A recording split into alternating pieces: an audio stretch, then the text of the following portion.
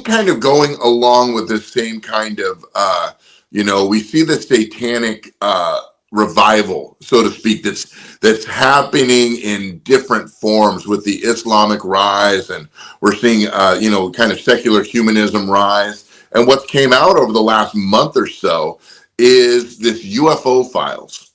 Now, it's very Hollywood at the surface, very entertainment at the surface. I mean, shows like Mork and Mindy, alien shows, are great entertainment. I remember watching the War of the Worlds when I was a kid.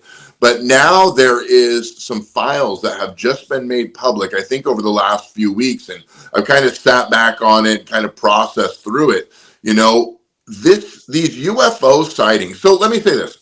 So I started watching this storyteller on YouTube. From what I understand, he is not a Christian man, but he tells stories about just strange events that have taken place over the course of human history, mostly modern history.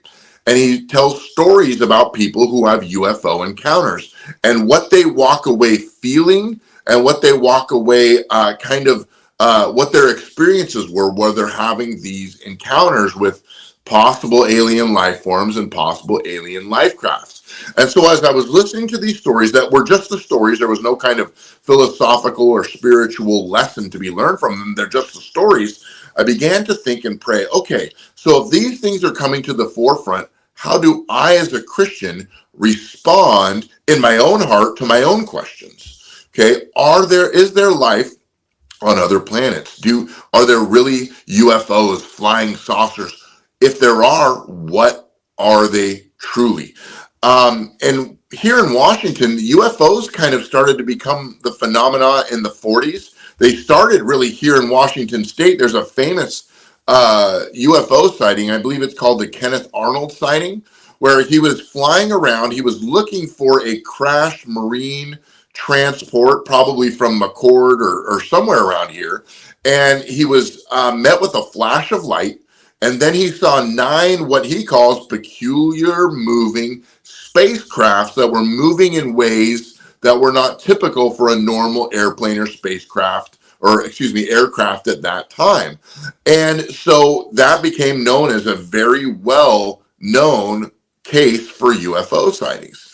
And it kind of grew from there. You got the Roswell crash. You've got all these different things that have taken place throughout history. Now, I read a book by a Baptist pastor named J.B. Hickston, and he wrote a series of books called The Spirit of the Antichrist. And it's basically just kind of looking at some of the demonic things that are taking place in our culture from a biblical worldview. How do we process it? The same kind of thing, Pastor David, you and I are talking about. Yeah. And he began to list kind of some of the different sightings and things that have happened to different people. People have had stories and recounted stories where they have, in their terms, been beamed up to a ship. They have been, operated on or tested on, and then came back down to Earth to tell their story. So I'm looking at this and I'm like, okay, as a Christian, how do I process this? I can't write it off. I can't write off the UFO phenomenon. Yeah. I have to process it. And somehow through my theological bend, I've got to make sense of this in a biblical standpoint. I always go back to Ephesians chapter 6. Paul talks about principalities, powers, rulers, and authorities in high places. In other words, there is a spiritual dimension that is out there that bleeds over into ours from time to time. We see, Satan likes to use tactics that defy kind of the natural order of things, right? We look at the man in the tombs in the book of Luke, and he was so strong, he was breaking chains. They would bind him, and men would try and subdue him, and they couldn't because he had supernatural strength that was not from God. Yeah. So that makes me think that somehow Satan has used evil spirits to empower the human body to do things that it couldn't normally do. And we know that the Holy Spirit has a way of influencing the body. When Elijah picked up his coat and he ran just as fast as the chariots. So there is a supernatural impact that happens to the human body, whether it be from the Holy Spirit or unfortunately from demonic ends. Now, when I think about the UFOs and I think about aliens, I do believe that people more and more, as the deception grows and the spiritual warfare gets more fierce, people are going to have more and more encounters with demonic spirits, with angelic spirits, and we're going to see that kind of more and more in these last days. We hear about it in the book of Joel. Old men are going to see visions, young men are going to dream dreams, or I might have got that mixed up, but there is going to be more and more supernatural encounters. So would I say they're from another planet? No, I would say they're from another dimension that obviously is controlled and overseen by God. So there's going to be more and more of these spiritual encounters. And I think mankind wants to write them off as aliens, so they don't have to admit that there is a God or a higher power they need to be accountable to that might actually have some sovereignty over these phenomena. Yeah, well, that's very well put. And what I kept thinking when you were talking is interdimensional beings. Yeah. And once again, like I was saying earlier, it seems like the United States of America, modern man, I think ever since the Enlightenment, we want to use our own judgment, we want to use our own reasoning, and we want to move the spiritual aspect of life out. Mm-hmm. But if you go through history, as far back as you can find, or even right now on the planet, or 50, 60, 100, 150, 200 years ago, you go to a little tribe in Africa or a little tribe somewhere on any continent in the world, and they will have had experiences with interdimensional beings. There's not anyone or even the culture of very, very small amount of people know that they're not alone. So this isn't something that's new at all. This is the interdimensional beings. It even talks about it in, I think it's Genesis chapter 6, where it talks about the Nephilim. It talks about interdimensional beings there. Yeah. But knowing that God is there, and to every person, God gave a measure of the Holy Spirit. So all of us, somewhere in our soul, really know that we're accountable to God.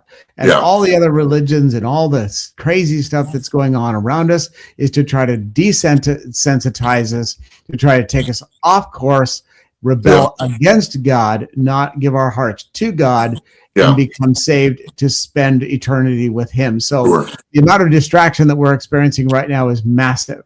Absolutely. And one thing of it that's been going on in my head over and over, and that's this, is that America right now is ripe for mass spiritual deception. Yes.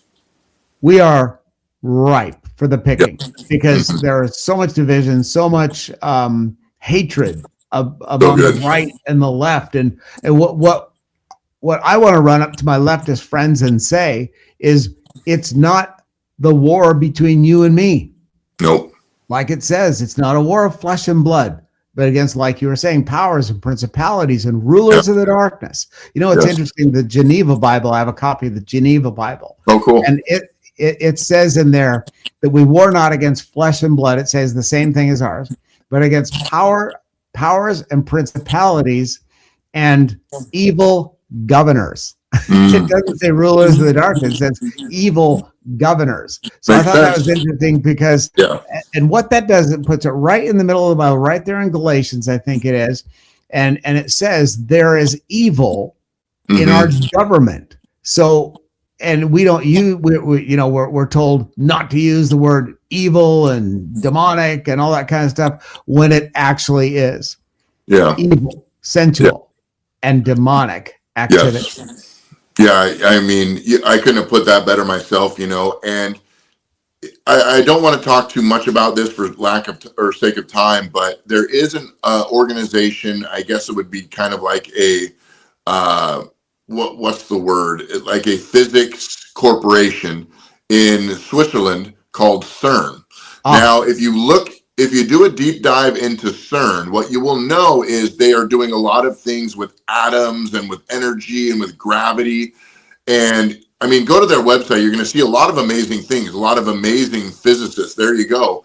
Now, here's the issue. I think that it is amazing for mankind to be curious and want to understand creation, but there are certain boundaries that we have to have in order to make sure that we maintain the purity of our curiosity.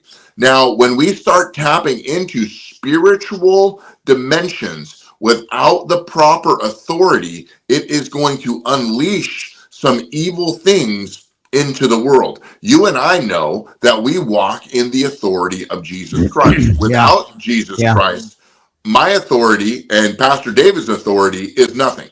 Okay, we're going to get walloped. We're going to be like the 7 sons of Sceva.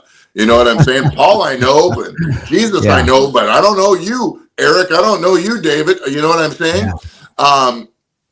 We don't want to enter into spiritual dimensions without the proper avenue, without the proper mechanics, without the proper authority and conduit. And CERN is doing things with matter and dimensions where I believe that they have tapped into things that they have no business tapping into and accessing things without the proper authority, because we know the spiritual dimension is real.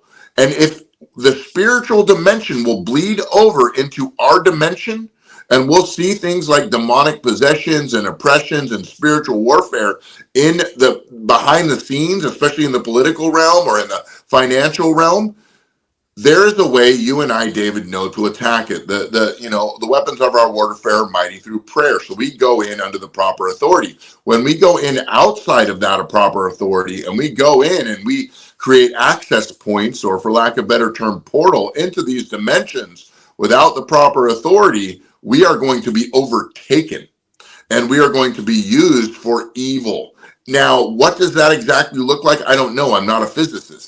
I'm not there making these decisions. But what we know is CERN is they're opening up more and more of these physicist plants in all of these different areas all around Switzerland, and it's becoming a point of I think they're creating a portals and access points to dimensions that they have no business accessing.